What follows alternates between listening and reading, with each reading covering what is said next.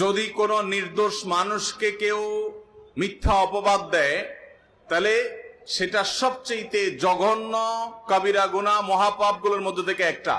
কোরআনে কারীমের সূরা হুজুরাতের মধ্যে আল্লাহ রাব্বুল আলামিন আমাদেরকে গীবত করতে যেমন নিষেধ করেছেন, একইভাবে নিষেধ করেছেন ওয়ালা তাজাসসু, তোমরা একে অন্যের পেছনে দোষ আবিষ্কার করার জন্য লেগে পড়বে না, খোঁচায় খোঁচায় মানুষের দোষ বাইর করবে না।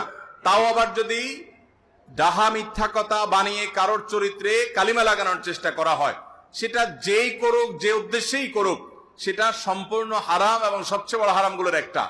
কারোর দোষ আছে সত্য, সেটা তার পেছনে বললে তাকে বলা হয় গীবত। আর কারোর দোষ নাই সেটা যদি তার পেছনে বলা হয় সেটাকে বলা হয় তোহমত বা মিথ্যা অভিযোগ। এই গীবতের অপরাধের ভয়াবহতা কত বেশি আমরা জানি।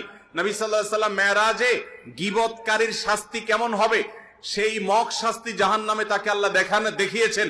তাহলে সত্য কথা একজনের দোষ আছে সেটা পিছনে শুধু বললাম, এর কারণে যদি এই ভয়াবহ হয়, তাহলে একটা মানুষ নির্দোষ, তার পিছনে যদি আমি মিথ্যা অপবাদ দেই, তাকে দোষী বলি, অথচ তিনি দোষী না, তাহলে সেক্ষেত্রে তার ভয়াবহতা কত জঘন্য হবে, গীবতের চাইতে কত ভয়াবহ সেটা বলার অপেক্ষা রাখে।